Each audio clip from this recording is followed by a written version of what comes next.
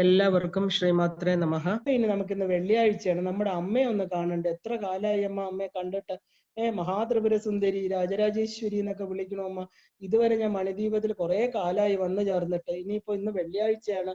അമ്മ വന്നിട്ട് ഈ ലളിതാ സഹസ്രനാമം പഠിക്കണ എന്നെ എനിക്ക് അമ്മയുടെ അടുത്തുനിന്ന് നേരിട്ട് ഒരു അനുഗ്രഹം തരണം അമ്മ എന്ന് നമ്മൾ ഓരോരുത്തരും മനസ്സുകൊണ്ട് നല്ലവണ്ണം ഒന്ന് സങ്കല്പം ചെയ്യണം. അമ്മ, നമുക്ക് പറയാം, സന്ധ്യാവന്ദനങ്ങളൊന്നും ഞാൻ കൃത്യമായിട്ട് അനുഷ്ഠിച്ചിട്ടില്ല, തന്ത്രമന്ത്രങ്ങൾ ഞാൻ പഠിച്ചിട്ടില്ല, അഥവാ പഠിച്ചാലും പലതും മറന്നു പോകുന്നു, ചെയ്യുന്നതിൽ തെറ്റുണ്ടാവും, മുദ്രകളിൽ തെറ്റായിരിക്കും, പൂജ ചെയ്യുന്നത് ആ മനസ്സുകൊണ്ടല്ല ചെയ്യുന്നത്. അതായത് ഈ സംസാരമാകുന്ന സമുദ്രത്തിൽ, ഈ പറയുന്ന സൃഷ്ട പ്രപഞ്ചത്തില് ഞാൻ വളരെ ഒറ്റപ്പെട്ട്, ഞാൻ അമ്മയെ കാണണം എന്ന് ആഗ്രഹിച്ചു, പക്ഷെ എൻ്റെ കൂടെ വരാൻ ആരുമില്ല, എനിക്കാരും കാണിച്ചു തരാനില്ല എന്ന് പറഞ്ഞ് ഒറ്റപ്പെട്ട് വഴി കാണാതെ അലയുന്ന ഈ ജീവനാണ് അമ്മ ഞാൻ. പക്ഷെ ഇപ്പൊ എനിക്ക് ശ്രീവിദ്യ മന്ത്രം കിട്ടി. അത് അനാഥനാണെന്ന് വിചാരിച്ചിരുന്ന ഞാൻ ഇന്ന് സനാഥനായി. എനിക്കൊരു അമ്മയുണ്ട്. അതായത് എനിക്കൊരു അമ്മയുടെ അടുത്ത് എത്താൻ പറ്റും. അതിനി എത്ര വഴികൾ ദുർഘടമായിക്കോട്ടെ, ആ വഴികൾ കണ്ട് ഞാൻ പകച്ചു നിൽക്കാൻ പോകുന്നില്ല. അവിടെ മുള്ളോ പാമ്പോ തീയോ വെള്ളമോ അമ്മ എന്താണെങ്കിലും വെച്ചോളൂ. പക്ഷെ എനിക്ക് ഇന്ന് അമ്മ ഉണ്ടെന്ന് തിരിച്ചറിഞ്ഞപ്പോൾ ഒരു പ്രാവശ്യം അമ്മ, എനിക്ക് അമ്മയെ വന്ന് കാണാൻ എന്നെ അനുഗ്രഹിക്കണേ എന്ന് മനസ്സുകൊണ്ട് നമ്മൾ പറയണം. മനസ്സുകൊണ്ട് അമ്മയെ കാണാൻ പറ്റൂ. പറഞ്ഞ ദൃഷ്ടിയിൽ കാണാൻ പറ്റണമെങ്കിൽ നമുക്ക് ശരീരം ഉപേക്ഷിച്ചാലും വേറൊരു സിക്സ്ത് സെൻസ്, വേറൊരു തലം നമ്മുടെ ബുദ്ധിയിൽ ഉണ്ടാവും. അത് വെച്ച് നമുക്ക് ദേവിയെ അനുഭവിക്കാനും കാണാനും പറ്റുള്ളൂ. തീർച്ചയായിട്ടും ദേവന്മാർക്ക് ദേവിയെ കാണാൻ പറ്റും. എങ്ങനെയെന്ന് വെച്ചാൽ അതിനോട് ദേവിയുടെ അനുഗ്രഹം വേണം. അവര് ദിവ്യമാണ്, പ്രകാശിക്കണം. അതുപോലെ നമ്മുടെ ബുദ്ധിയും മനസ്സും ഒക്കെ വഴിമുട്ടി നിൽക്കുമ്പോൾ, അതെല്ലാം ലയിച്ചു തീരുമ്പോൾ നമ്മുടെ അന്ധകരണത്തിൽ, അതായത് ആന്തരിക ശക്തി, അതായത് സിക്സ്ത് സെൻസ്, ആ ഒരു ദേവിയുടെ അനുഗ്രഹം വരുമ്പോൾ നമുക്ക് അമ്മയെ കാണാനും ഈ പറഞ്ഞ സ്ഥലങ്ങളിലൂടെ സഞ്ചരിക്കാനും അമ്മയെ അനുഭവിക്കാനും, ഈ പറഞ്ഞതെല്ലാം തന്നെ ആ സ്വന്തം മാംസചക്ഷുസുകൾ, അവിടെ മാംസമില്ല, അവിടെ നശിക്കാത്ത ആ ഒരു ആനന്ദത്തിൽ ഇരിക്കുമ്പോൾ തീർച്ചയായിട്ടും കാണാൻ പറ്റും. അത് ഉറച്ച് വിശ്വസിച്ചോളാം. അതായത് ഞാൻ അമ്മയെ കാണാൻ വരുന്ന വഴി തന്നെ, ആ വഴിയിൽ ഇരിക്കുന്നവരെ തന്നെ കാണുമ്പോൾ അവരൊക്കെ എത്രയോ ഉയർന്നവരാണമ്മ. ഞാൻ നോക്കുമ്പോൾ ഗുരു ആൻഡ് ഗോഡസ് എന്ന് പറയുന്ന ബുക്കിനകത്ത് എഴുതിയിട്ടുണ്ട്. ഞാൻ അമ്മയെക്കുറിച്ച് പറയാൻ വന്ന് നിന്നപ്പോ അമ്മ, ഞാനൊരു സമുദ്രത്തിന്റെ അവിടെ നിൽക്കുകയാണ്. ഞാൻ നോക്കുമ്പോൾ ഞാൻ ഒന്നുമല്ല, ഒരു മണൽ തരി പോലും അല്ലല്ലോ അമ്മ. ഈ സമുദ്രത്തെ കുറിച്ച് ഞാൻ എങ്ങനെ പറയും? ഈ സമുദ്രം എന്താണത്? അലയും നുരയും പതയും എല്ലാം, ഇതിനകത്ത് പല ജലജീവികളും അഗാധത്തിൽ മുത്തും മാണിക്യവും എല്ലാം ഒളിച്ചു വെച്ച ഈ സമുദ്രത്തെ കുറിച്ച് എങ്ങനെയമ്മ എനിക്ക് പറയാൻ പറ്റും? അമ്മ, ഞാൻ അവിടെ സറണ്ടർ ചെയ്യണു. എനിക്ക് വാക്കുകളില്ല. ഏതോ വാചോ നിവർത്തന്റെ അപ്രാപ്യ മനസ്സഹ, എന്റെ വാക്കുകൾ ഇല്ലാതാവണു, എന്റെ മനസ്സുകൊണ്ട് എത്തിച്ചേരാൻ പറ്റണില്ല എന്ന് പറയുമ്പോൾ ദേവി ഒരു പ്രത്യേക വിഷൻ അദ്ദേഹത്തിന് കൊടുക്കുകയാണ്. അതായത് കാളി രൂപം കാണിച്ചു കൊടുക്കണു, ത്രിപുരസുന്ദരി രൂപം കാണിച്ചു കൊടുക്കണു, ബാലാരൂപം അദ്ദേഹം ഉൾക്കണ്ണി കാണുകയാണ്. അമ്മയുടെ കറുത്ത രൂപം ഞാൻ ഇതാ കാണുന്നു, അമ്മയുടെ ത്രിപുരസുന്ദരി, അമ്മയുടെ ആ ഭംഗിയുള്ള രൂപം ഞാൻ കാണുന്നു എന്ന് അദ്ദേഹം ഉള്ളീന്ന് എഴുതുകയാണ്, ബാലെ കാണുകയാണ്. ഇതെല്ലാം നമുക്ക് കാണണമെങ്കിൽ എന്ത് ചെയ്യണം? നമ്മുടെ ഉൾക്കണ്ണ് വേണം. അതായത് ആ ജ്ഞാനക്കണ്ണ്, നമ്മുടെ തേർഡ് ഐ ഓപ്പൺ ചെയ്യണം. അതിനാണ് പറഞ്ഞ ആ മൂന്നാമത്തെ കണ്ണിന്റെ അവിടെ ദേവി കസ്തൂരി തിലകം ഇട്ടിരിക്കുന്നത്. അതിനെ ദേവി മറച്ചു വെച്ചിരിക്കണം. അവിടെ ജ്ഞാനം, ദേവിയുടെ വാള് തന്നെ വേണം. അത് എന്താ പറയാ, ആ അജ്ഞാനത്തെ വെട്ടിക്കളഞ്ഞാൽ മാത്രമേ ആ ഉൾക്കാഴ്ച നമുക്ക് ഉണ്ടാവുള്ളൂ. അല്ലെങ്കിൽ നമുക്ക് ബാഹ്യമായിട്ടുള്ളതിനെ മാത്രമേ കാണാൻ പറ്റുള്ളൂ. എന്തായാലും നമുക്ക് നോക്കാം, നമുക്കൊന്ന് സഞ്ചരിച്ചു നോക്കാം. നിങ്ങൾ എല്ലാവരും ആ ഒരു സങ്കല്പം ചെയ്ത്, അമ്മ, എനിക്ക് അമ്മയെ നഷ്ടപ്പെട്ടിട്ടില്ല, ഞാൻ അനാഥനല്ല, ഞാൻ ഇത് അറിഞ്ഞത് മുതൽ എൻ്റെ മനസ്സ് വല്ലാത്ത ഒരു ആഗ്രഹം, നമുക്ക് ഒന്ന് വന്ന് അമ്മയെ കാണട്ടെ, എനിക്ക് വരണം, കാണണം. എൻ്റെ ഗുരു എന്നെ കൊണ്ടുപോകാന്ന് പറഞ്ഞിട്ടുണ്ട്, എൻ്റെ ഗുരു പരമ്പര എന്നെ കൊണ്ടുപോകാന്ന് പറഞ്ഞിട്ടുണ്ട്. ഞാൻ അവരുടെ പാദത്തിൽ പിടിച്ച് അവരുടെ പാദസ്പർശനത്തിലൂടെ ആ കാലടികളെ പിന്തുടർന്ന് അമ്മ വരണു. അമ്മ, എന്നെ ഒരിക്കലും കൈവിടരുതേ അമ്മ. ഒന്ന് കണ്ടിട്ട്, ഒന്ന് പാദ നമസ്കാരം ചെയ്തിട്ട് ഞാൻ തിരിച്ചു വന്നോളാം അമ്മ. ശരണം അഹം പ്രപദ്യേ. ഞാനിത് എൻ്റെ അഹംബോധത്തെ ഞാനിത് അവിടെ ശരണാഗതി ചെയ്യുന്നു. എൻ്റെ മനസ്സ്, ശരീരം, അന്ധകരണങ്ങളെല്ലാം ശുദ്ധമാക്കി ഞാൻ ഇരിക്കുകയാണമ്മ. അമ്മയുടെ നാമം എന്ന് ജപിച്ചു തുടങ്ങിയോ ഞാൻ ശുദ്ധനാണ്. അപ്പൊ അമ്മയ്ക്ക് അറിയാലോ, ഞാൻ അവിടെ നമസ്കരിച്ച് എൻ്റെ യാത്ര തുടങ്ങിക്കോട്ടെ അമ്മ, ഞാൻ ഒന്ന് വന്നോട്ടെ എന്ന് മനസ്സുകൊണ്ട് ദേവിയുടെ പാദത്തിൽ അനുഗ്രഹം വാങ്ങിക്കണം. മനസ്സുകൊണ്ട് പോലും പോണെങ്കിൽ വ്യാസൻ രചിച്ച ഈ മണിദ്വീപ വർണ്ണന എന്ന് പറയുന്നത് മനസ്സുകൊണ്ട് പോലും ഒന്ന് കേട്ടാല്, ശരിക്കും ഒന്ന് പറഞ്ഞാല്, ഇത് കേട്ടാല് കോടി ജന്മത്തെ പുണ്യമാണ്. അത് കേട്ടാലുള്ള ഫലശ്രുതി തന്നെ ഉണ്ട് 5-6 പേജ്. അപ്പൊ നമുക്ക് അവസാനം പറയാം. എന്തായാലും നമുക്കൊന്ന് പോവാം. കൈലാസത്തിനും വൈകുണ്ഠത്തിനും ഗോലോകത്തിനും, അതായത് ഈ പറഞ്ഞ ലോകങ്ങൾക്കെല്ലാം തന്നെ സർവ്വ ലോകത്തിനും ഇരിപ്പിടമായിട്ടുള്ള മണിദ്വീപം. ആ മണിദ്വീപം എന്ന് പറയുന്ന അത്ഭുത വർണ്ണ പ്രപഞ്ചം, ആ ഒരു നഗരിയിലേക്ക് ഞാനിതാ യാത്രയാവുകയാണ്. അതായത് എൻ്റെ ഗുരുപാദത്തെ സ്പർശിച്ചുകൊണ്ട്, എൻ്റെ ഗുരുക്കന്മാരുടെ അനുഗ്രഹത്തോടുകൂടി അമ്മാ ഭഗവതി എന്ന് വിളിച്ചുകൊണ്ട്, അതായത് സൃഷ്ടിക്കപ്പെട്ടതെല്ലാം അമ്മയാണെങ്കിൽ, സൃഷ്ടിക്കപ്പെടുന്നതെല്ലാം അമ്മയുടെ കരവിരുതാണെങ്കിൽ, സൃഷ്ടിക്കപ്പെട്ടതിലെല്ലാം അമ്മയാണ് ഇരിക്കുന്നതെങ്കിൽ, ആ അമ്മയുടെ ഇരിപ്പിടം ഞാനിതാ കാണാൻ, അമ്മ ഞാൻ അതിന് യോഗ്യയാണോ എന്ന് എനിക്കറിയില്ല, പക്ഷെ വേദവ്യാസൻ ഇങ്ങനെ അമ്മയുടെ മണിദ്വീപത്തെ കുറിച്ച് വർണ്ണിച്ചിരിക്കണു. അമ്മ നാനാ തരത്തിലുള്ള വർണ്ണ പുഷ്പങ്ങളും പൂക്കളും മൃഗങ്ങളും മനുഷ്യരല്ല ദേവന്മാരും ചേർന്ന ആ സ്ഥലം. അവിടെ ഞാനൊന്ന് അദ്ദേഹം വർണ്ണിച്ച രീതിയിൽ, വേദവ്യാസൻ വർണ്ണിച്ച രീതിയിൽ മനക്കണ്ടുകൊണ്ടെങ്കിലും ഞാനൊന്ന് കണ്ടോട്ടെ അമ്മ. ഈ ജഡ ശരീരത്തിൽ ഉറങ്ങിക്കിടക്കുന്ന എൻ്റെ ചിത് ശക്തിയെ ഈ പറയുന്ന വാക്കുകൾ കൊണ്ട്, ഇത് കേൾക്കുന്നത് കൊണ്ട് അത് ഉണരുന്നെങ്കിൽ അമ്മ, ഞാൻ ഈ ജന്മം തന്നെ എന്താ പറയാ ഭാഗ്യവാനാണ് അമ്മ. അമ്മയുടെ അനുഗ്രഹമുണ്ട് എനിക്ക്. അതുകൊണ്ട് എന്താ, ഞാൻ ഈ ഭൂമിയിൽ താമസിച്ച് എപ്പോഴും ഇവിടെ താമസിക്കണു, വന്നു പോയിക്കൊണ്ടിരിക്കണു. എനിക്ക് ഈ ശരീരത്തെ അമ്മ തന്നുകൊണ്ടിരിക്കണു. അമ്മ ഈ സംസാര ചക്രത്തിൽ നിന്ന് ഇനിയെങ്കിലും എൻ്റെ ഈ ജീവനുകളെ, അതായത് എൻ്റെ ജീവനെ ഞാൻ എന്ന് അമ്മയുണ്ടെന്നറിഞ്ഞു, ലക്ഷ്യബോധമില്ലാത്ത എന്നെ, എവിടെയോ ആരും ഇല്ലാന്ന് വിചാരിച്ചിരുന്ന എന്നെ അമ്മ ഒരിടത്ത് നിന്ന് മനസ്സിലാക്കി അമ്മയുണ്ട്. ആ പാദപത്മങ്ങളിൽ ഇന്ന് ഞാൻ ശരണാഗതി ചെയ്യുകയാണ്. എന്തുകൊണ്ട്? ഈ പഞ്ചദശാക്ഷരി മന്ത്രം കൊണ്ട്, എൻ്റെ ഗുരുപരമ്പര എനിക്ക് തന്ന ആ ഒരു ആത്മസാധനയെ കൊണ്ട് അമ്മയെ കാണിച്ചു തരുന്നു. പക്ഷെ എന്താ പറയുക, വർണ്ണനയിലൂടെ, വർണ്ണപ്രപഞ്ചത്തിലൂടെ, ഭാവന ഉപനിഷത്തിലൂടെ അമ്മ എനിക്ക് ഉൾക്കണ്ണുകൊണ്ടേ കാണാൻ പറ്റുള്ളൂ. എൻ്റെ ഈ ശരീരം ത്യജിച്ചാല് എപ്പോഴായാലും എനിക്ക് അമ്മയെ വന്ന് കാണാൻ പറ്റും. എനിക്ക് ഉറപ്പുണ്ട്. തീർച്ചയായിട്ടും എൻ്റെ ഉൾക്കണ്ണിലൂടെ ഞാൻ അമ്മയെ വന്നൊന്ന് കാണട്ടെ അമ്മ. എത്ര ദൂരെയാണ് അമ്മ ഇരിക്കണമെന്ന് നമ്മൾ അറിയണം. അമ്മയുടെ ദൂരം നമ്മളിൽ നിന്നും പുറത്ത് ബാഹ്യമായിട്ട് നോക്കണമെങ്കിൽ അമ്മ ഒരുപാട് ദൂരെയാണ് ഇരിക്കുന്നത്. അതായത് ഞാന് എൻ്റെ ചിന്തയാകുന്ന രഥത്തിലേറി മനസ്സാകുന്ന വാഹനത്തിൽ മാത്രമേ അവിടെ കാണാൻ എത്താൻ പറ്റുള്ളൂ. എൻ്റെ കയ്യിൽ ഒന്നും ഇല്ല, പക്ഷെ എൻ്റെ മനസ്സുണ്ടമ്മ. അമ്മയെ കാണണമെന്ന് ആഗ്രഹം നിറഞ്ഞ ഒരു മനസ്സ്. ഞാൻ ബാഹ്യത്തിൽ നിന്ന് അന്തർമുഖ സമാരാധ്യായിട്ടിരിക്കുന്ന അമ്മയിലോട്ട് ഞാനിതാ അതായത് പുറപ്പെടുകയാണ്. എന്നെ സ്വീകരിക്കൂ അമ്മ, എന്നെ അനുഗ്രഹിക്കൂ എന്ന് പറഞ്ഞുകൊണ്ട് സാക്ഷാൽ ഗുരുപരമ്പരയെ നമസ്കരിച്ചുകൊണ്ട് നമുക്ക് തുടങ്ങാം. അതായത് നമ്മുടെ ഗുരുവിനോടൊപ്പം യാത്രയാണ്. നമ്മൾ ഒന്നും ഭയപ്പെടാനില്ല. അദ്ദേഹം നമ്മളെ രക്ഷിച്ചോളും.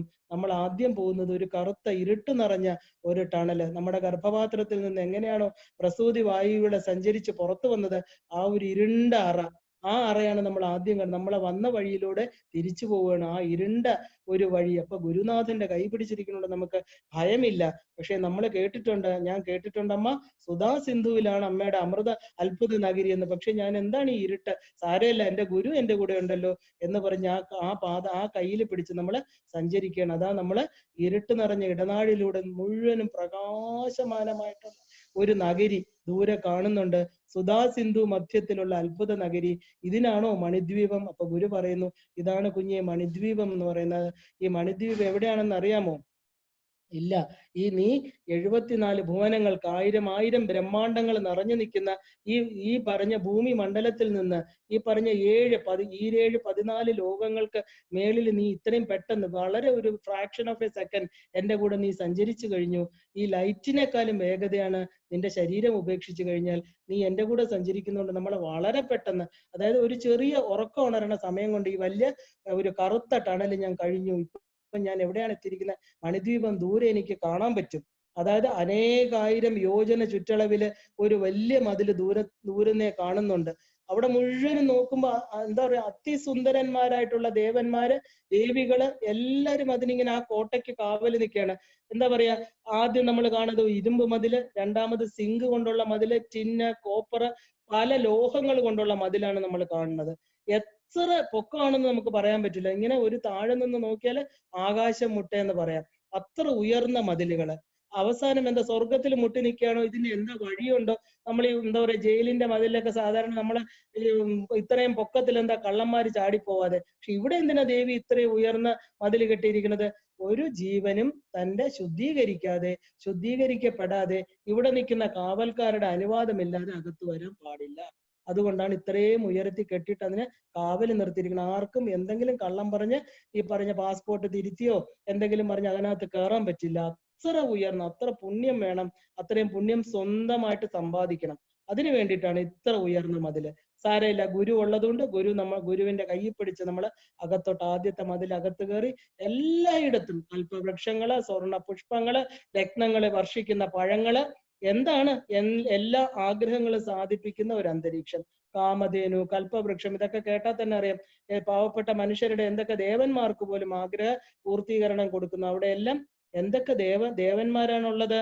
ഋതുനാഥന്മാര്, മധുശ്രീ, മാധവശ്രീ, ഗന്ധർവന്മാര് മനോഹര ഗീതം പൊഴിച്ചുകൊണ്ട് അലൗകികമായി ഭക്തി സാന്ദ്രമായിട്ട് അവരെല്ലാവരുടെ നാക്കിന്ന് മരണേ വരുന്നുള്ളൂ. അതാണ് അവിടുത്തെ പ്രപഞ്ചത്തിന്, അതാണ് അവിടുത്തെ കാറ്റിന് ഇത്ര സുഗന്ധം, അതാണ് അവിടുത്തെ ഭക്തി സാന്ദ്രം. എന്താ? അവരെല്ലാം ദേവി ലളിതാ ത്രിപുര സുന്ദരിയെ സ്തുതിച്ചുകൊണ്ടിരിക്കുകയാണ്. അമ്മയുടെ പഞ്ചദശാക്ഷരി, ഷോഡശാക്ഷരിയൊക്കെ ജപിച്ചുകൊണ്ടിരിക്കുകയാണ് അവിടെ. അതുകൊണ്ട് അവർക്ക് എന്താ?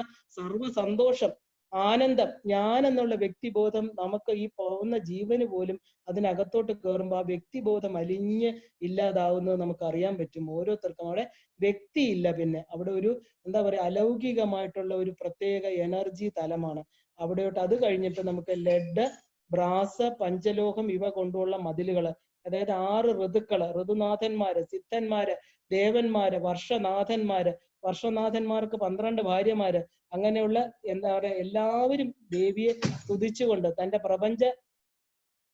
പ്രപഞ്ചത്തിൽ നിർദ്ദേശിച്ചിരിക്കുന്ന കാര്യങ്ങൾ ചെയ്യാനുള്ള ശക്തിയെല്ലാം അവിടെ നിന്നാണ് വരുന്നത്. അവര് ദേവിയുടെ മന്ത്രങ്ങൾ ജപിച്ച് അങ്ങനെ അവിടെ അവിടെ കഴിയുന്നതാണ് കാണുന്നത്. അത് കഴിഞ്ഞ് വീണ്ടും അങ്ങോട്ട് പോകുമ്പോൾ ലാസ്റ്റ് മതിൽ, ഒരു സ്വർണ്ണ മതില്. അവിടെയാണ് ശരിക്കും കദംബവന വാസിനിയായ ശ്യാമളാദേവി.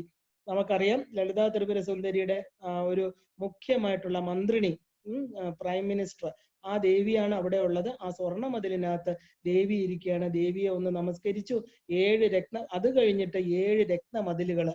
ആ രത്നങ്ങളുണ്ട്, ഗോമേതകം, പുഷ്യരാഗം, അതൊക്കെ നമുക്ക് ഡീറ്റെയിൽ ആയിട്ട് നമ്മൾ ഇതിനു മുമ്പേ കേട്ടിട്ടുണ്ട്. പക്ഷെ ഇതിൽ നിന്ന് കുറച്ച് വ്യത്യാസമുണ്ട്. അതുകൊണ്ട് ഡീറ്റെയിൽ ആയിട്ട് ഈ ഏത് മതിലുകളുടെ ഓരോന്നോരോന്ന്, മറ്റതിലാണെങ്കിൽ നമുക്ക് ഓരോന്നും പറയാൻ പറ്റും.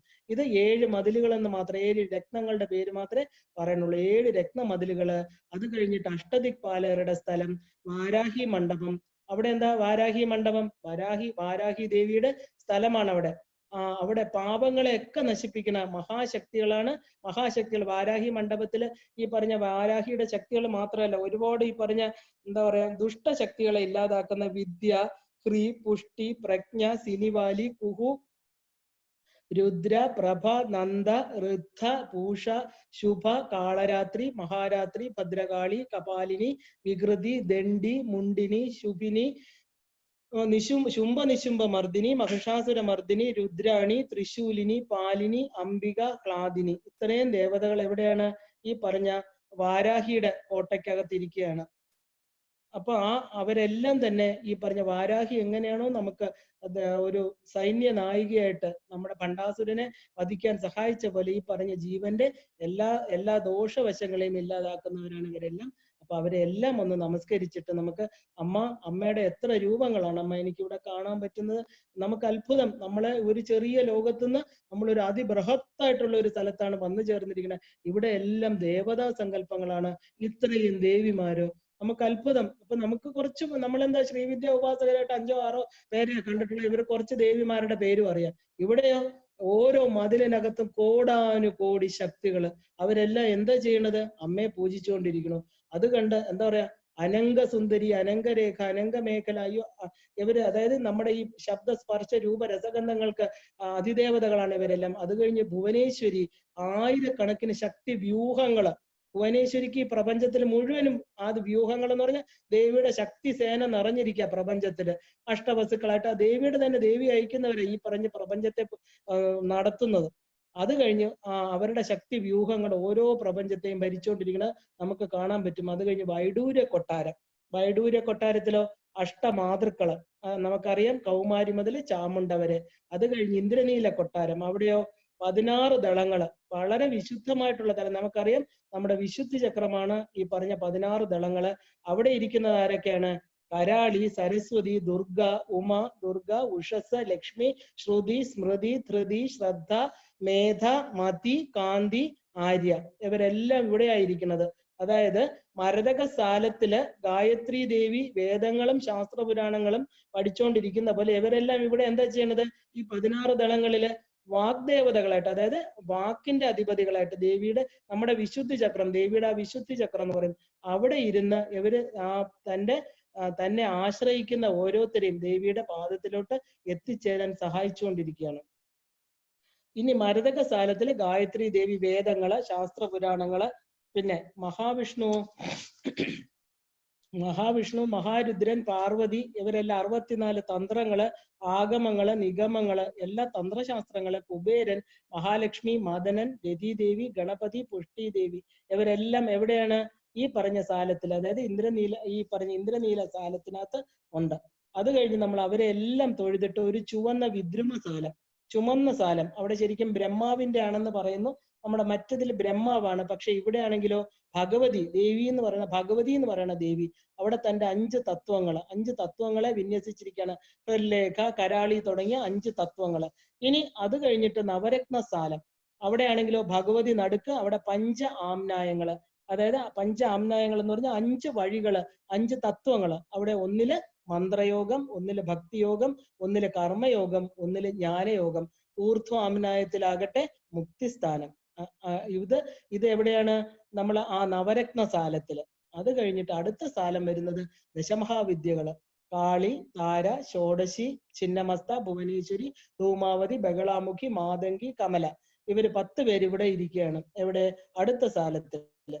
ഇനി ദേവിയുടെ ആ ആയുധ ശക്തികൾ ആരൊക്കെയാണ് ദേവിയുടെ? പാശാങ്കുശകരി, അന്നപൂർണ, ത്വരിത, ഇവരെല്ലാം തന്നെ ദേവിയുടെ എന്താ പറയാ അസ്ത്രശക്തികളാണ്. നമുക്കറിയാം അവര് അസ്ത്രം എന്ന് പറഞ്ഞാൽ ദേവി ആയുധങ്ങളായിട്ട് ധരിച്ചിരിക്കുന്നത്, അതായത് തന്റെ ഭക്തരുടെ നെഗറ്റീവ് ക്വാളിറ്റീസ് ഇല്ലാതാക്കാനുള്ള ആയുധങ്ങൾ.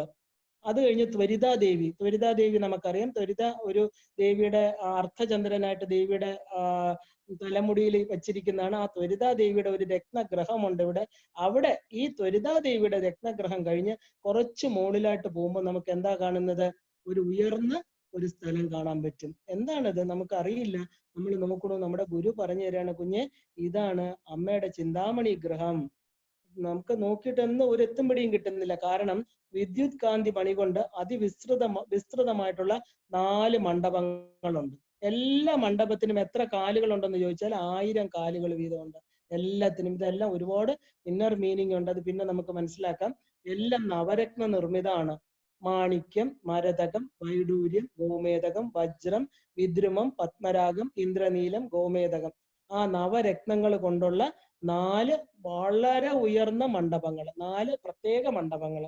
അവിടെയോട്ട് കയറുമ്പോഴോ ഈ പറഞ്ഞ എന്താ പറയാ, ഈ പറഞ്ഞ ആ രത്നങ്ങളുടെ ഒരു വല്ലാത്ത പ്രകാശം, ചുവപ്പും മഞ്ഞയും വെളുപ്പും എല്ലാം കൂടെ ചേർന്ന് നമുക്കറിയില്ല എന്താ, നമുക്ക് കാണാനും പറ്റുന്നില്ല. മാത്രമല്ല ഒരു മതിപ്പിക്കുന്ന സുഗന്ധം. അതായത് ഓരോ മണ്ഡപത്തിനും ഓരോ ഗന്ധമാണ്. കാരണം ഓരോ മണ്ഡപത്തിലും ഓരോ വൃത്തികളാണ് നടക്കുന്നത്. നമുക്ക് നോക്കാം, ദേവി അവിടെ 4 മണ്ഡപത്തിൽ വന്ന് 4 എണ്ണം എന്താ ചെയ്യണമെന്ന്. അവിടെ ഒരു വല്ലാത്ത ഒരു സുഗന്ധം. ആ സുഗന്ധം എന്താ? മതിപ്പിക്കുന്നതെന്ന് പറഞ്ഞാൽ എന്താ? മതം തോന്നുന്ന എന്താ? എനിക്കിനി ഒന്നും വേണ്ട, എനിക്ക് ഇത് മതി എന്ന് പറയുന്ന നമ്മുടെ ആ ഒരു കോൺഷ്യസ് തലത്തിനെ ആൾട്ടേർഡ് ആക്കി തീർന്നു. ഇതിന്റെ ആ ഉടമസ്ഥ എനിക്ക് കാണണം, കണ്ടേ പറ്റൂ. ഇത് എവിടുന്ന് വരണു? ഇതിന്റെ ഉറവിടം നമ്മൾ കാണില്ലേ? ഇതിന്റെ അവസാനം കണ്ടിട്ടേ ഉള്ളൂ എന്ന് നമ്മൾ പറയില്ലേ? അതുപോലെ ഒരു വല്ലാത്ത ഒരു ആകർഷണ ശക്തി എവിടെ നിന്നോ പ്രസരിക്കുന്നതായിട്ട് നമ്മുടെ മനസ്സിൽ കാണാൻ പറ്റും. നമ്മൾ ഇതൊന്നും കാണുന്നുണ്ട്, ഗുരു പറയണ കേൾക്കുന്നുണ്ട്, പക്ഷെ നമ്മുടെ മനസ്സ് അമ്മ എവിടെ എന്ന് നോക്കുകയാണ്. ആ 4 മണ്ഡപങ്ങളില് ഗുരു പറയുന്നു, ആദ്യത്തെ മണ്ഡപത്തിന്റെ പേര് ശൃംഗാര മണ്ഡപം എന്നാണെന്ന്. ശൃംഗാര മണ്ഡപം. രണ്ടാമത്തെ മണ്ഡപം മുക്തി മണ്ഡപം. മൂന്നാമത്തെ മണ്ഡപം ജ്ഞാന മണ്ഡപം. 4ാമത്തെ മണ്ഡപത്തിന്റെ പേരാണ് ഏകാന്ത മണ്ഡപം. ഇതിന്റെ എല്ലാം എന്താ, ഈ എല്ലാത്തിന്റെ മധ്യത്തിൽ ഒരു ഗർഭഗൃഹമുണ്ട്. ഈ ഓരോ മണ്ഡപത്തിന്റെയും അതിനകത്ത് ഒരു ഇന്നർ ഹൗസ് അത് ഉണ്ട്. അത് കുറച്ച് ഉയർന്ന സ്ഥലമാണ്. അതിനകത്ത് വേറെ ആരോ ഇരിക്കുന്നു. ഈ മണ്ഡപം എന്ന് പറയുന്നത് നമ്മളിങ്ങനെ 1000 പില്ലേഴ്സ് ഉണ്ട്. പക്ഷെ നമുക്ക് അടുത്തടുത്തിരിക്കുന്നതുകൊണ്ട് അകം കാണാൻ പറ്റില്ല. പക്ഷെ നമ്മൾ അകത്ത് കയറുമ്പോൾ ഇതിനകത്ത് വേറൊരു ഗർഭഗൃഹം കൂടെ ഉണ്ട്. അത് കുറച്ചും കൂടെ ഉയർന്ന സ്ഥലമാണ്. അപ്പൊ ഇതെന്താ ഇങ്ങനെ ഒരു പ്ലാറ്റ്ഫോം പോലെ പൊങ്ങിയിരിക്കുന്നത്? നോക്കുമ്പോ അതിനകത്ത് ഈ ഓരോ മണ്ഡപത്തിനകത്തും ചിന്താമണി രത്നങ്ങൾ കൊണ്ട് തീർത്ത മനോഹരമായിട്ട് വേറൊരു ഗൃഹം.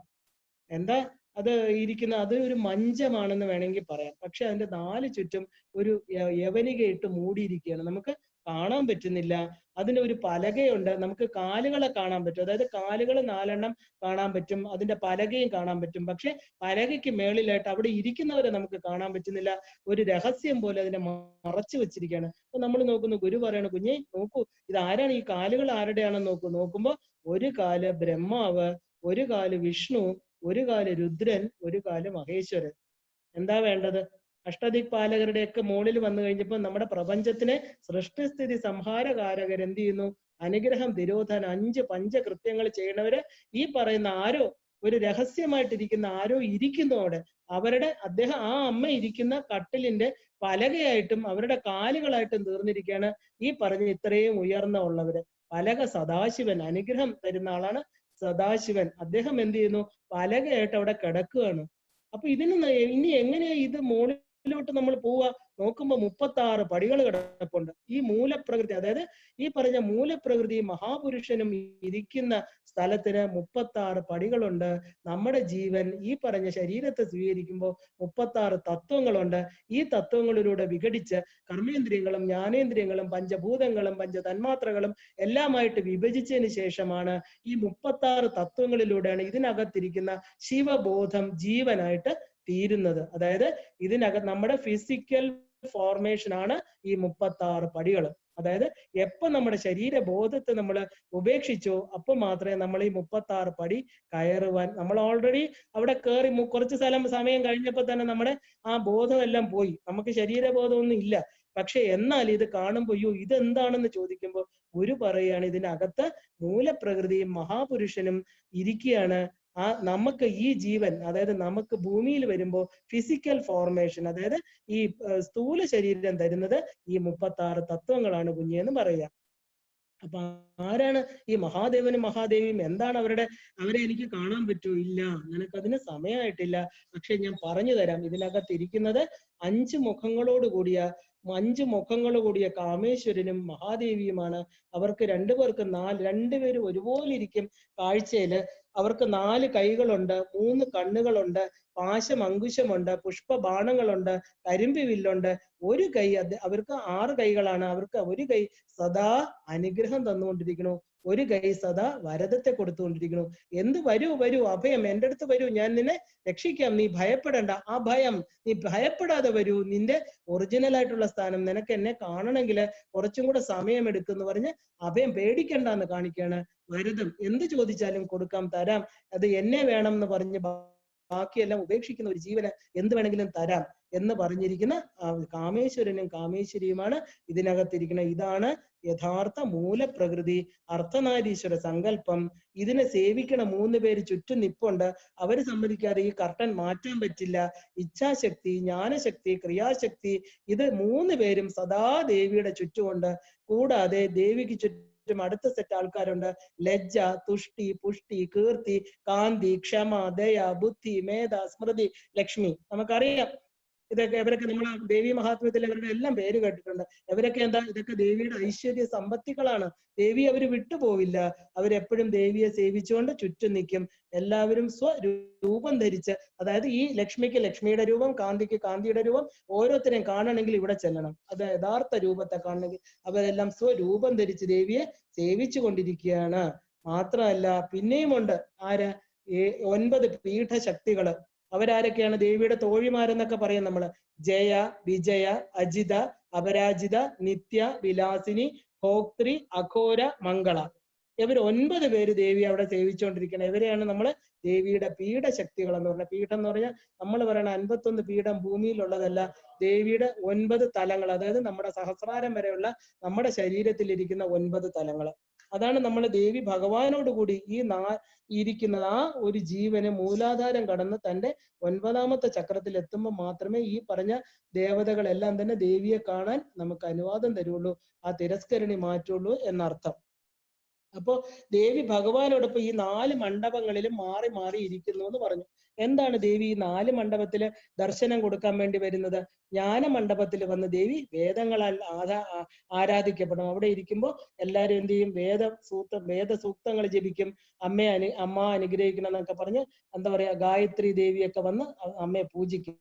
അവിടെ നല്ല സന്തോഷമായിട്ടിരിക്കും. രണ്ടാമത് അമ്മ ശൃംഗാര മണ്ഡപത്തിൽ വരുമ്പോൾ അവിടെ എന്ത് ചെയ്യും? ഗീതങ്ങള്, ദേവീ സൂക്തങ്ങള്, ദേവീ സ്തുതികള് ഒക്കെ കേട്ട് സന്തോഷമായിട്ട് ശൃംഗാരവതിയായിട്ടിരിക്കും അമ്മ. ഇനി മുക്തി മണ്ഡപത്തിൽ വരുമ്പോഴോ അവിടെയാണ് ഭയങ്കര ക്യൂ. അനേക കോടി ജന്മങ്ങളിൽ വന്നു ചേർന്ന ജീവന്മാര് എന്താ പറയുക മുക്തി കിട്ടാനായിട്ട് ജ്ഞാന മണ്ഡപത്തില് മറ്റ് ദേവതകൾക്ക് എന്താ പറയാ മറ്റു ദേവതകളുടെ അടുത്ത് എന്താ പറയുക ഞങ്ങൾ കയറിക്കോട്ടെ ക്യൂവിൽ നിൽക്കുക. അവരെല്ലാം അതിന്റെ പുറകെ ജ്ഞാന മണ്ഡപത്തിന്റെ വെളിയിൽ ഇങ്ങനെ കുന്നുകൂടി കിടക്കണം. അവിടെ ചെന്നിട്ട് അമ്മ തീരുമാനിക്കും ആർക്കൊക്കെയാണ് അവിടെ മുക്തി കൊടുക്കേണ്ടത്, ആർക്കൊക്കെ ഇതിനകത്തോട്ട് കടത്തിവിടാം എന്ന് അമ്മ വന്ന് തീരുമാനമെടുക്കാൻ ഈ പറയുന്ന ദേവതമാരെല്ലാം ഒരു ലിസ്റ്റ് അമ്മയുടെ മുമ്പിൽ കാണിക്കും. അമ്മ എസ് പറയാതെ ഒരു മനുഷ്യർക്കും അകത്തോട്ട് കയറാൻ പറ്റില്ല. അമ്മ പറയണവര് ഈ കിടക്കുന്ന ഈ വന്ന് നിൽക്കുന്നവരില് എല്ലാവരും ജ്ഞാനമുക്തരാണ്, എല്ലാം ജ്ഞാനം കിട്ടിയവരാണ്. എന്നിട്ട് പോലും അമ്മയുടെ അടുത്ത് എത്താൻ കോടാനുകോടി ജന്മത്തിൽ കോടാനുകോടി വർഷങ്ങളായിട്ട് അവരവിടെ നിൽക്കുകയാണ്. അതിൽ 1, 2, 3 പേർക്ക് അമ്മയുടെ അനുഗ്രഹം ഉള്ളവരെ മാത്രമേ അവരെ അകത്തോട്ട് കടത്തിവിടുള്ളൂ. ഇനി അടുത്ത മണ്ഡപം ഏകാന്ത മണ്ഡപമാണ്. ഏകാന്ത മണ്ഡപം എന്ന് പറഞ്ഞാൽ ദേവി തനിച്ചിരിക്കുന്ന മണ്ഡപം. അവിടെ ആരാണുള്ളത്? അവിടെയും ആളുകൾ വരും. അവിടെ ഇരിക്കുന്നത് മന്ത്രിണി, ദണ്ഡിനി, അനംഗകുസുമ തുടങ്ങിയവര്. അതായത് സൃഷ്ടി, സ്ഥിതി, സംഹാരം ഇവയ്ക്കുള്ള നിർദ്ദേശങ്ങൾ ഏകാന്ത മണ്ഡപത്തിൽ ഇരുന്നാണ് അമ്മ കൊടുക്കുന്നത്. അവരോട് പറയും, ആ മന്ത്രിണിയോട് പറയും ഇന്നത് ചെയ്യൂ, ദണ്ഡിനിയോട് ഇങ്ങനെ ചെയ്യൂ. ഒരു രാജാവ് രഹസ്യ മന്ദിരം എന്ന് പറഞ്ഞു, അതായത് നമ്മൾ ആഭ്യന്തര കാര്യങ്ങളൊക്കെ വളരെ രഹസ്യമായിട്ട് എല്ലാവരും കേൾക്ക പറയാൻ പറ്റില്ല. അതുകൊണ്ട് രഹസ്യമായിട്ട് അവരെയൊക്കെ വിളിച്ചിട്ട് അവരുടെ എന്താ പറയാ തലവന്മാര് മന്ത്രിണി, ദണ്ഡിനിയൊക്കെ വന്നിരുന്ന് അമ്മയോടത്ത് ഇതൊക്കെ ഡിസ്കസ് ചെയ്യും. ഇനി അടുത്ത സൃഷ്ടി എങ്ങനെ വേണം, എന്തൊക്കെ മാറ്റങ്ങൾ വരുത്തണം, എപ്പം സംഹരിക്കണം, ഇതൊക്കെ അമ്മയുടെ നിർദ്ദേശത്തിന് കാത്തവിടെ നിൽക്കുകയാണ്. അത് കഴിഞ്ഞിട്ട് എന്താ എല്ലായിടത്തും നോക്കിയാലും തിരക്കോട് തിരക്ക്. നമ്മൾ മാത്രമേ ഉള്ളൂ ഇവിടെ ചുമ്മാ ഇരിക്കണം. അവിടെയോ നമ്മൾ ഇവിടുന്ന് പോയി കഴിഞ്ഞാൽ ചുമ്മാ ഇരിക്കാൻ പറ്റുന്നവരൊന്നും അങ്ങോട്ട് പോകണ്ട. 24 hours പണിയാണ് അവിടെ. ഭയങ്കര തിരക്ക്. പക്ഷെ എല്ലാവർക്കും ഒരു ഉന്മാദമാണ്. അവർക്ക് എന്താ ഇങ്ങനെ എത്ര ചെയ്തിട്ടും മതിയാവണില്ല. സന്തോഷം. എന്താ കാരണം?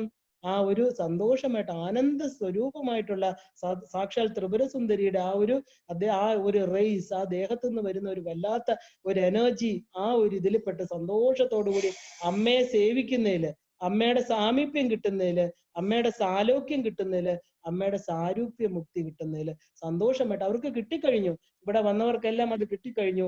ഇവർക്ക് എന്താ പറയാ യാതൊരു വിധത്തിലുള്ള അരിഷ്ടവർഗങ്ങൾ എന്ന് 8 വിധത്തിലുള്ള ദുഃഖങ്ങൾ അതൊന്നുമില്ല. അതിനെല്ലാം അതിക്രമിച്ചു കഴിഞ്ഞവര്, അവർക്ക് തത്വങ്ങൾ അറിയണ്ട, ഒന്നും നേടാനില്ല, അവർക്ക് ഗുണത്രയങ്ങളില്ല, യാഗങ്ങൾ നടത്തണ്ട, യോഗങ്ങൾ അനുഷ്ഠിക്കാനില്ല, ഒരാഗ്രഹങ്ങളില്ല, അവർക്ക് കാലമില്ല, മൃത്യുവില്ല, പ്രായമില്ല, ദൂരമില്ല, ശരീരമില്ല, മനസ്സില്ല, ബുദ്ധിയില്ല, പ്രകാശം വേണ്ട, ഋതുക്കളില്ല, താപത്രയങ്ങളില്ല, ഒന്നുമില്ല. അവർക്ക് ഒന്നുമില്ലാത്ത ഒരു അവസ്ഥ ആലോചിച്ച് നോക്ക്. എന്നാലും അവർക്ക് അവിടെ ദേഹമുണ്ട്. ഒരു വിദേഹമുക്തി പ്രാപിച്ച് അവർ അമ്മയെ സേവിക്കണം. അവർക്ക് ഇതൊന്നും ഇല്ല. എന്നാ ഇവർക്ക് അതിക്രമിക്കാനായിട്ട് ഒന്നുമില്ല. മനുഷ്യൻ എന്നും മനുഷ്യൻ എന്താ ചെയ്യണത്? തന്റെ ദുഃഖങ്ങളെ, കുറവുകളെ, വീഴ്ചകളെ സദാ ഓർത്ത് അതിൽ തന്നെ ഇങ്ങനെ പറഞ്ഞുകൊണ്ടിരിക്കും. അതായത് എനിക്ക് ആ കുറവുണ്ട്, ഈ കുറവുണ്ട്, അത് കിട്ടിയില്ല, ഇത് കിട്ടിയിരുന്നെങ്കിൽ ഞാൻ അങ്ങനെ ആവുമായിരുന്നു എന്നൊക്കെ പറഞ്ഞുകൊണ്ടിരിക്കും. അതേസമയം ഇവരോ അവർക്ക് ഒന്നും നേടാനുമില്ല, ഒന്നും തേടാനുമില്ല, ഒന്നുമില്ല. അവർക്ക് കൈവല്യ മുക്തി ആ പദത്തില് സദാ അമ്മയുടെ ഒരു പോസിറ്റീവ് എനർജിയില് അമ്മയുടെ ആ ഒരു റേസ് തന്റെ ഉള്ളിൽ സ്വീകരിച്ചുകൊണ്ട് സന്തോഷത്തോടെ, അതാണ് ആനന്ദം. ദേവന്മാരെല്ലാം എപ്പോഴും ആനന്ദാണ്. ആനന്ദത്തോടെ അവര് കഴിയണു. ഋഷി വേദവ്യാസൻ പറയണു, ഏതെങ്കിലും ഒരു മനുഷ്യ ജീവി ഏതെങ്കിലും ഒരു ജന്മത്തില് അനേക കോടി പുണ്യത്തിന്റെ ഫലമായിട്ട് ദേവിയുടെ മണിദ്വീപം എന്ന ഈ സൗരയൂഥത്തിന് അപ്പുറത്തുള്ള യഥാർത്ഥ ലോകം അതാണ്. നമ്മൾ ഈ കാണുന്നതൊന്നുമല്ല. അമ്മ എപ്പോഴും വേണോ അമ്മയ്ക്ക് ഈ ബ്രഹ്മാണ്ടങ്ങളെയൊക്കെ തന്റെ ഉള്ളിലോട്ട് പിൻവലിക്കും.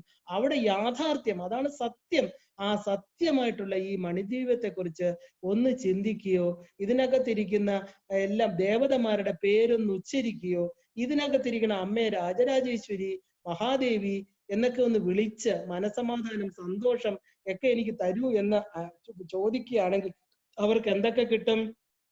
അവർക്ക് കിട്ടുന്നത് അവര് എന്തൊക്കെ പുതിയ സങ്കല്പങ്ങളും ജീവിത ലക്ഷ്യങ്ങളും ഉണ്ടോ അതെല്ലാം അമ്മ സാധിച്ചു കൊടുക്കും. എന്താ? ഈ മണിദ്വീപത്തിന്റെ ഒരു സ്മരണ കൊണ്ട് അവർക്ക് മനസമാധാനം കിട്ടും, സന്തോഷം കിട്ടും, എന്തെങ്കിലും പൂർത്തിയാകാതെ കിടക്കുന്ന ആഗ്രഹങ്ങൾ സാധിക്കും. എന്താന്ന് വെച്ചാൽ ഇവിടെ ഒരു മനസ്സുകൊണ്ടൊന്ന് തൊട്ടാ മതി. ചിന്താമണിയാണ് അവിടെ ഇരിക്കുന്നത്. ആ ചിന്താമണിയിൽ ഒന്ന് തൊട്ടാ മതി മനസ്സുകൊണ്ട്. ആ പുതിയ സംരംഭങ്ങളെല്ലാം ഭംഗിയായിട്ട് വിജയിക്കും. ഈ നിസ്സാരമായിട്ടുള്ള പ്രകൃതിയിൽ നശിച്ചു പോണ കുറെ വസ്തുക്കള്, നശിക്കാൻ കിടക്കുന്ന കുറെ ആളുകൾ, ഇതൊക്കെയാണോ വലുത്? അവിടെ ചെന്ന് നശിക്കാത്തതിനെ തൊട്ട് കഴിയുമ്പോൾ ഇവിടെ എന്താ നിസ്സാരം, ഒരു ഭഗവാൻ തേരി മായ എന്ന് പറഞ്ഞാൽ ഒരു മാജിക് ആണ് സംഭവിക്കുന്നത്. അവർക്ക് എന്ത് നടക്കും? പുതിയ സംരംഭങ്ങൾ ഭംഗിയായിട്ട് നടക്കുന്ന മാത്രമല്ല തടസ്സങ്ങൾ ഉണ്ടാവില്ല, രോഗമില്ല, ജീവിത പരാജയങ്ങളില്ല, മരണഭയമില്ല. എല്ലാം കാലക്രമേണ മാറി മാറി മാറി തന്റെ മണിദ്വീപത്തിൽ അന്തേവാസിയാക്കി നമ്മളെ മനസ്സുകൊണ്ട് തീർക്കും. ആര്? ഈ ഭഗവതി ദേവി നമുക്ക് തരുന്ന വാക്കാണ്. തീർച്ചയാണ് അമ്മ പറയുന്നു, അമ്മ വേദവ്യാസം പറയുന്നു, നിങ്ങള് ഒരു പ്രാവശ്യം ഈ കരുണക്കടലിനെ, ഈ ദേവിയെ ഒന്ന് ആശ്രയിക്കൂ. ആശ്രയിക്കുന്നവർക്ക് ഈ അമ്മ നൽകുന്ന വരദാനം, അമ്മ താമസിക്കുന്ന വീടിനെ കുറിച്ച് ഒന്ന് ചിന്തിക്കുക. അവർക്ക് ഇത്രയും കൊടുക്കണമെങ്കിൽ അമ്മയെ കുറിച്ച് സദാ ചിന്തിക്കുന്നവർക്ക് എന്താ അമ്മ കൊടുക്കുക? അറിയില്ല. ഇനി എന്താ, നമുക്ക് അമ്മയെ കണ്ടില്ലല്ലോ ഇതുവരെ, നമുക്കത് തരണമെങ്കിൽ അമ്മയെ ഒന്ന് കാണണ്ടേ? അമ്മ എവിടെയാണ് അമ്മ? ഞാൻ ഇത്രയും ദൂരം വന്നു, എന്താണ് അമ്മ? അമ്മ തിരസ്കരണിയൊക്കെ ഇട്ട് മറച്ചിരിക്കുന്നത്. എനിക്ക് അമ്മയുടെ പഞ്ചമുഖങ്ങളോ സൃഷ്ടിസ്ഥിതി സംഹാര രൂപമോ ഒന്നും കാണണ്ട. പക്ഷെ ഞാൻ പൂജിക്കുന്ന, ഞാൻ ഇതുവരെ മനസ്സിൽ കണ്ടിരുന്ന ആ അമ്മയെ ഒന്ന് കാണിച്ചു തരണം. അപ്പൊ ഗുരു വളരെ കരുണയോടുകൂടി തന്റെ ശിഷ്യനെ നോക്കുകയാണ്. ഗുരു മനസ്സുകൊണ്ടൊന്ന് സങ്കല്പിച്ചു, അമ്മ ഇവർക്ക് ഈ കുഞ്ഞിന് ഒരു ദർശനം കൊടുക്കൂ അമ്മ. വേറൊന്നും വേണ്ട, ഏകാന്ത മണ്ഡപത്തിൽ ഏകാന്തമായിട്ടിരിക്കുന്ന സ്ഥലത്ത് എന്റെ മനസ്സിൽ, എന്റെ ചിന്താമണി ഗ്രഹത്തില് അമ്മയെ ഒന്ന് കണ്ടോട്ടെ അമ്മ, ഞാന് ആ കാണാനുള്ള അനുഗ്രഹം എനിക്ക് തരൂ എന്ന് പറഞ്ഞതും ഏകാന്ത മണ്ഡപം തുറക്കപ്പെടുകയാണ്. എവിടെയാണ് ഏകാന്ത മണ്ഡപം? നമ്മുടെ ഉള്ളിലുള്ള, ഇതുവരെ ആരും കേറിയിട്ടില്ലാത്ത അഷ്ടദള പത്മമാവുന്ന ചിത്ശക്തി ഇരിക്കുന്ന നമ്മുടെ ചിന്താമണി ഗ്രഹം, നമ്മുടെ മണിദ്വീപം, നമ്മുടെ ഉള്ളിലിരിക്കുന്ന ഏകാന്ത മണ്ഡപത്തിനകത്ത് കതക് തുറന്നു കഴിഞ്ഞു. നിങ്ങൾ ഓരോരുത്തരും അതിനകത്തിരിക്കണം. അമ്മയെ നല്ലവണ്ണം ഒന്ന് കാണണം, സന്തോഷിക്കണം. അതായത് പ്രകാശം കൊണ്ട് ആ മണ്ഡപം തുറന്നതും നമുക്കൊന്നും കാണാൻ പറ്റുന്നില്ല. എന്താ കാണാൻ പറ്റാത്തത്? കണ്ണിലെ കണ്ണുനീരാണോ? പ്രകാശം കൊണ്ട് കാഴ്ച നഷ്ടപ്പെട്ടതാണോ? ഒന്നും അറിയണില്ല. കണ്ണ് തിരുമ്മി വീണ്ടും വീണ്ടും നോക്കുന്നു. ഒരു ചുവന്ന വെളിച്ചം, രജോ ഗുണ പ്രധാനമായിട്ടുള്ള ഒരു ചുമന്ന വെളിച്ചത്തിൽ ഒരു കനക വിഗ്രഹത്തെ മാത്രമേ നമുക്ക് കാണാൻ പറ്റുന്നുള്ളൂ. ഒരു സ്വർണ്ണ വിഗ്രഹം. അയ്യോ, ഇതെന്താണ്? അമ്മയ്ക്ക് കണ്ണും മൂക്കൊന്നും ഇല്ലേ അമ്മ? എനിക്ക് ഒന്നും കാണാൻ പറ്റുന്നില്ല. വല്ലാത്ത ഒരു, എന്താ പറയാ, ഉള്ളിലൊരു കൺഫ്യൂഷൻ, ഒരു വെപ്രാളം. നമ്മള് ഒരു വലിയ മഹാരാജ്ഞിയെ കാണാൻ എല്ലാം പഠിച്ച് അവിടെ ചെന്ന് പറയാനുള്ള കാര്യങ്ങളെല്ലാം പഠിച്ച് ഹൃദയസ്ഥമാക്കി അവിടെയോട്ട് കയറ്റി വിടുമ്പം വായിലൊന്നും പറയാൻ വരില്ല. നമ്മൾ അറിയാതെ എല്ലാം മറന്ന് സ്തംഭിച്ച് ഇങ്ങനെ നിൽക്കുന്ന അവസ്ഥ. ഇത് തന്നെയാണ് ആ ഒരു ജീവന് അമ്മയെ കണ്ടപ്പോഴുള്ളത്. പതുക്കെ പതുക്കെ പതുക്കെ പതുക്കെ അമ്മാ അമ്മാ അമ്മാ, എനിക്ക് അമ്മ എന്ന് വിളിക്കാൻ യോഗ്യത ഉണ്ടോന്ന് നമ്മള് ഭയങ്കര ഇൻഫീരിയോറിറ്റി കോംപ്ലക്സ്. ഞാൻ എന്ത് യോഗ്യത, ഈ ഒരു കനക വിഗ്രഹത്തിൽ ഇത്രയും ദൂരത്തിലിരിക്കുന്ന ഈ ചിന്താമണി ഗൃഹത്തിലിരിക്കുന്ന അമ്മയെ എനിക്ക് എന്ത് യോഗ്യതയുണ്ട് അമ്മ വിളിക്കാൻ? ഇത്രയും കാലം ഞാൻ എന്ത് ജീവിതമാണ് നയിച്ചു വന്നത്? എനിക്കറിയില്ല. എന്റെ യോഗ്യത അമ്മ തീരുമാനിക്കും അമ്മ. എനിക്ക് എന്നെ കുറിച്ച് ചിന്തിക്കുകയാണെങ്കിൽ ശങ്കരാചാര്യർ പോലും പറയണു, അമ്മ എനിക്ക് ഒരു യോഗ്യത ഇല്ല ഇല്ല ഇല്ല. പക്ഷെ എനിക്ക് ഒരൊറ്റ ആശ്രയമുള്ളൂ, കുമാത ന ഭവതി കുപുത്ര ഭവതി. കുപുത്രന്മാരുണ്ടാവും, ദുഷ്ടമക്കളുണ്ടാവും, പക്ഷെ അമ്മ കാരുണ്യവതിയായിരിക്കും, അമ്മ അനുഗ്രഹിക്കുന്നുള്ള ഒരൊറ്റ ആ ഒരു വാക്ക് എന്റെ ഉള്ളിലുണ്ട്. അതുകൊണ്ട് എന്റെ യോഗ്യതകളെല്ലാം മറന്ന് അമ്മ ഞാൻ ഒന്ന് കണ്ടോട്ടെ. സന്തോഷം കൊണ്ട് നമ്മളെ ദേവിയുടെ ആ മുഖത്തോട്ട് ഇങ്ങനെ നോക്കുകയാണ്, മേളിലോട്ട് കൈകൂപ്പി നിൽക്കണു. കണ്ണിൽ കൂടെ ജലം ഇങ്ങനെ, ഉള്ളിലുള്ള സന്തോഷം കണ്ണുനീരായിട്ട് ഒഴുകി ഒഴുകി ഒഴുകി വരികയാണ്. അമ്മ ഒരുപാട് ആ കണ്ണുനീരിലെ ഒഴുക്കിക്കൊണ്ട് ഒരുപാട് പാപങ്ങളും ദുഃഖങ്ങളും വിഷമങ്ങളും ഭാരങ്ങളും എല്ലാം കഴുകി നിർമ്മലമായിട്ടുള്ള ഒരു മനസ്സ്. എൻ്റെ അമ്മ, എൻ്റെ അമ്മ, എൻ്റെ അമ്മ മാത്രം, എനിക്ക് എൻ്റേതെന്ന് പറയാൻ ഈ അമ്മ മാത്രമേ ഉള്ളൂ. ആ ഒരു ദിവ്യ ഗന്ധം, ആ ഒരു ആകർഷണം, ആ ഒരു, എന്താ പറയാ, വല്ലാത്ത ഒരു തലത്തിലെത്തി നമ്മൾ അമ്മയെ കാണുകയാണ്. അമ്മയുടെ ആദ്യം കാണുകയാണ്, തലമുടി അഴിഞ്ഞ് ഒലഞ്ഞു കിടക്കുകയാണ് അലസമായിട്ട്. ജാതി, മല്ലിക, ചെമ്പക, അശോക, കൽഹാര പുഷ്പങ്ങളെ കൊണ്ട് ഇങ്ങനെ അലങ്കരിച്ചിരിക്കുന്നു. പക്ഷെ അഴിഞ്ഞ് വളരെ അലസമായിട്ടിട്ടിരിക്കുന്ന മുടി. ആ ശിരസിലോ നവമണി മുകുടം, ആ ഒരു, എന്താ പറയാ, ശിരസില് അത്രയും ഭംഗി ഉള്ള ഒരു 9 മണികള്, 9 രത്നങ്ങളുള്ള ആ കിരീടം. അതിന്റെ തൊട്ട് താഴെ ചന്ദ്രശകലം, ഈ പറഞ്ഞ അഷ്ടമി ചന്ദ്രൻ, അഷ്ടമിയിലുള്ള ചന്ദ്രശകലം വെച്ചിരിക്കുന്നു. അതിന്റെ തൊട്ട് താഴെ സീമന്ത സിന്ദൂരം, തന്റെ ഭർത്താവുണ്ട്, താൻ നിത്യ സുമംഗലിയാണ് എന്ന് പറഞ്ഞ് ഏത് ജീവനും ആ സീമന്ത സിന്ദൂരത്തിന്റെ ഒരു പൊടി, അതായത് നമ്മുടെ ശിരസിൽ ഒന്ന് അണിഞ്ഞാൽ നിത്യമായിട്ടുള്ള ആ ഒരു ലോകത്തെത്തിച്ചേരും. അത്ര ഉയർന്ന, അതായത് തന്റെ ഉപനിഷത്തുകളും വേദമാതാവിന്റെയും ശിരസിൽ വെക്കുന്ന ആ പൊടി, ആ അണിഞ്ഞിരിക്കുന്ന ദേവിയുടെ സീമന്ത സിന്ദൂരം, തിലകരത്നം, നെറ്റിയില് തിലകം, അതായത് ആ ഒരു നല്ല കുറിക്കൂട്ടുകളൊക്കെ വെച്ചിട്ട് സൗന്ദര്യമുള്ള സുന്ദരമായിട്ടുള്ള പൊട്ട്, നീണ്ട കണ്ണുകള്, ആ കണ്ണുകൾ ഇങ്ങനെ പരൽ മീനുകൾ പോലെ ഓടിക്കളിക്കുകയാണ്. അതില് കാലാഞ്ജനം, അതില് കരിമഷി എഴുതിയിരിക്കണം. എന്തോ ഒരു ഭംഗിയാണ് അമ്മയുടെ കണ്ണുകൾ കാണാൻ. അമ്മ ഇതെന്താണ് അമ്മ, അമ്മയുടെ കണ്ണ് കണ്ടിട്ടും കണ്ടിട്ടും എനിക്ക് മതിയാവണില്ല. ആ കൃഷ്ണമണികള് അമ്മ എന്നെ ഒന്ന് കാരുണ്യമായിട്ട് നോക്കൂ അമ്മ. എനിക്ക് നോക്കുന്നതായിട്ട് കാണുന്നു. എനിക്ക് എന്താ ഞാൻ ഇനി എത്ര ജന്മം ചെയ്ത പുണ്യമാണമ്മ ആ കണ്ണുകളിലെ കൃഷ്ണമണികൾ എന്നെ ഒന്ന് നോക്കുന്നത്. ദേവി വളരെ കരുണയോടുകൂടിയാണ് നമ്മളെ നോക്കുന്നത്. കാതുകളിലോ മണികുണ്ടലങ്ങള് മണികുണ്ടല യുഗളം, ചെവിയുടെ ഇരുഭാഗത്തും വാലീയുഗളം, തിളങ്ങുന്ന നാസാഭരണം. ദേവിയുടെ നാസാഭരണം ഒറ്റ വജ്രക്കല്ല് കൊണ്ടുള്ള മൂക്കുത്തിയാണ്. ഒറ്റ മന്ത്രമാണത്. അത് കഴിഞ്ഞ് അധരയാവകം, പ്രഥമ ഭൂഷണം. ഏറ്റവും ദേവിക്ക് ഏത് ഇരുട്ടിലും തിളങ്ങി ജ്വലിച്ചുകൊണ്ടിരിക്കുന്ന തന്റെ മംഗല്യ താലി, അതാണ് ദേവിക്ക് ഏറ്റവും, അതാണ് പ്രഥമ ഭൂഷണം. ദേവിക്ക് വേറെ ആഭൂഷണങ്ങളൊന്നുമില്ല. ആ കാമേശ്വരൻ, ആ ശിവൻ സദാ തന്റെ കൂടെ ഉണ്ട്. ആ ശിവന്റെ ശക്തിയിൽ നിന്ന് ആവാഹിച്ചാണ് ഈ പറഞ്ഞ എല്ലാം ഉണ്ടാക്കുന്നത്. താനും അവസാനം അദ്ദേഹത്തിന്റെ ഉള്ളിൽ പോയി ലയിക്കും എന്നുള്ള ആ ഒരു എന്താ പറയാ, ഇന്ന ആളിന്റെ ഭാര്യയാണ് എന്ന് കാണിക്കുന്ന മംഗല്യ താലി, പ്രഥമ ഭൂഷണം നമ്മൾ കാണുകയാണ്. കഴുത്തിൽ ചേർന്ന് കിടക്കുന്ന സ്വർണ്ണ നെക്ലേസ്, കനക ചിന്താകം, പതക്കം, മഹാപതക്കം, ഏകാവലി, നിങ്ങൾക്ക് എങ്ങനെ വേണമെങ്കിലും ഇതെല്ലാം മന്ത്രങ്ങളാണ്. അതൊന്നും ഇപ്പൊ നമുക്ക് ഡീറ്റെയിൽ ആയിട്ട് പറയാൻ പറ്റില്ല. ഇതെല്ലാം കണ്ടോളണം.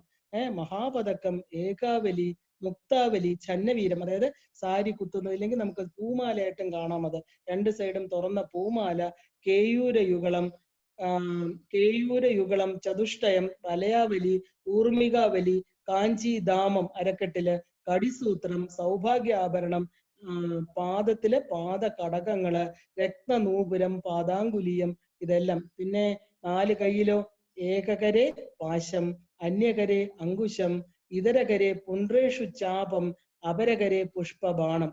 ഈ 4 കൈകളിൽ 4 ബാണം ഇതിനെ ധരിച്ച്, 4 ആയുധങ്ങളെ ധരിച്ച്, എന്താ ആ മാണിക്യ പാതുകങ്ങൾ അണിഞ്ഞ് അമ്മ സർവമംഗള സ്വരൂപിണിയായ എൻ്റെ അമ്മേ ഭഗവതി, ഈ ദേവി എന്താ പറയാ, ഈ ദേവിക്ക് ഞാൻ എന്ത് തരും അമ്മ? ഞാൻ ഇത് കണ്ടിട്ട് അമ്മയെ ഒന്നും കൊണ്ടുവന്നില്ല അമ്മ, ഉള്ളതുപോലും ഉപേക്ഷിച്ചു, എൻ്റെ ശരീരത്തെ പോലും ഉപേക്ഷിച്ചു അമ്മ. ഞാൻ ദരിദ്രയാണ് അമ്മ. അമ്മയ്ക്ക് അർഘ്യം തരാൻ എനിക്കറിയില്ല, ആചമനം തരാൻ പറ്റിയില്ല, കർപ്പൂര വീടിക തരാൻ അറിയില്ല, അമൃതപാനീയമോ ഇല്ല, മംഗള ആരതിക്ക് എൻ്റെ യാതൊരു വസ്തുക്കളില്ല, ഛത്രമില്ല, ചാമരമില്ല, ദർപ്പണമില്ല, താലവൃന്ദങ്ങളില്ല, ഗന്ധ പുഷ്പ ധൂപ ദീപ നൈവേദ്യമില്ല. എന്തൊക്കെയാണോ ഈ മഹാരാജ്ഞിക്ക് കൊടുക്കേണ്ടത് അതൊന്നും എൻ്റെ കയ്യിൽ ഇല്ലല്ലോ അമ്മ. പക്ഷെ എനിക്ക് ഒന്നും അറിയില്ല, ഞാന് നിസ്സഹായാണ്. അമ്മയ്ക്കറിയാം. ഒന്ന് മാത്രമേ എനിക്ക് പറയാനുള്ളൂ, അമ്മ ക്ഷമിക്കൂ, എൻ്റെ പാപങ്ങളെ ക്ഷമിക്കൂ. അമ്മയ്ക്ക് എനിക്ക് തരാൻ ഒരു കാര്യമുണ്ടമ്മ, എൻ്റെ മനസ്സ്. എൻ്റെ മനസ്സ് എനിക്കറിയാം അമ്മയ്ക്കാണ്, അമ്മയിൽ നിന്ന് വന്നതാണ്. ഇന്ന് ഞാൻ എൻ്റെ ഡെസ്റ്റിനി, ഞാൻ എവിടെയാണ് എത്തിച്ചേരേണ്ടതെന്ന് എനിക്ക് മനസ്സിലാക്കിയ എൻ്റെ മനസ്സാകുന്ന പുഷ്പം ഞാനിതാ ആ പാദപത്മത്തിൽ സമർപ്പിക്കുകയാണ് അമ്മ. സ്വീകരിച്ചാലും ഈ പാദാന്തികത്തില് അഭയം തരുന്ന അല്ലയോ അമ്മേ, എൻ്റെ സദാ ആത്മസ്വരൂപമായിട്ട് ഈ മംഗളസ്വരൂപത്തെ എനിക്ക് എന്നും സ്വീകരിക്കാൻ പറ്റണേ. എൻ്റെ ഹൃദയത്തിൽ എന്നും പ്രതിഷ്ഠിക്കുക. ഒരിക്കലും എൻ്റെ മരണത്തിൽ ഈ ശരീരം ഉപേക്ഷിക്കുമ്പോൾ ഈ പ്രതിഷ്ഠയിൽ എൻ്റെ മനസ്സ് ലയിക്കട്ടമ്മ. അമ്മ എൻ്റെ മനസ്സിലെ ചിന്താമണി ഗൃഹത്തിലെ മഹാരാജ്ഞിയായിട്ട് സദാ വസിക്കണേ അമ്മ. എനിക്ക് അമ്മയല്ലാതെ ആരും ഇല്ല അമ്മ. പിറപ്പൊഴിഞ്ഞ് ഈ പാദമലരുകളില് എന്നെ ചേർക്കണേ ദേവി രാജരാജേശ്വരി ലളിതാ പരമേശ്വരി. സർവം ലളിതാർപ്പണമസ്തു.